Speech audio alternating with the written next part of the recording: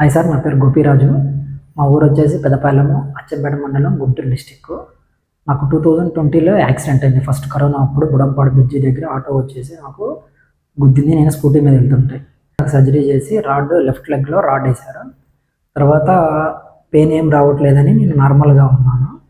నాకు ఇప్పుడు పెయిన్ వస్తుంటే డాక్టర్ రాకేష్ సార్ని కలవడం జరిగింది. సార్ నాకు సజెషన్ ఇచ్చారు, ఇమీడియట్గా రాడ్ రిమూవ్ చేయాలని సజెషన్ ఇవ్వడం వల్ల అమౌంట్లోనే రిమూవ్ చేయించుకోవడం జరిగింది. డాక్టర్ రాకేష్ సార్ కూడా ఆ సర్జరీ అప్పుడు కూడా మంచి గైడెన్స్ ఇవ్వడం కానీ, మోటివేట్ చేయడం కానీ, ఇక ఫిజియోథెరపీ చేయించడం కానీ చాలా నాకు హ్యాపీనెస్ అనిపించింది. అలా యాజ్ యూజువల్గా డ్రెస్సింగ్ టైం వచ్చినప్పుడు కానీ, స్టిచెస్ రిమూవ్ చేయించడం టైంలో కానీ, ఈరోజు కూడా కలిసాను. డాక్టర్ మాట్లాడే విధానం కానీ నాకు చాలా హ్యాపీనెస్ అనిపించింది. అందుకని స్మాల్ అప్రిషియేషన్ ఇద్దాం అనుకొని డిసైడ్ అవ్వడం జరిగింది. అలాగే సిస్టర్స్ కానీ, లైక్ ల్యాబ్ వాళ్ళు కానీ, మెడిసిన్స్ కానీ, they are talking nicely. I should appreciate to everyone. అలాగే రాకేష్ సార్ కూడా నేను చాలా రుణపడి ఉన్నాను.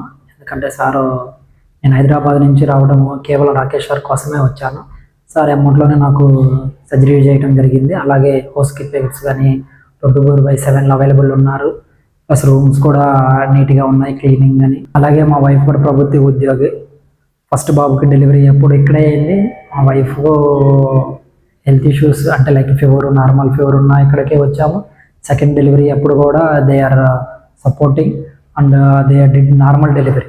యాక్చువల్లీ వేరే హాస్పిటల్కి వెళ్తే సర్జరీ చేయడం కానీ అలాంటివి జరుగుతాయి.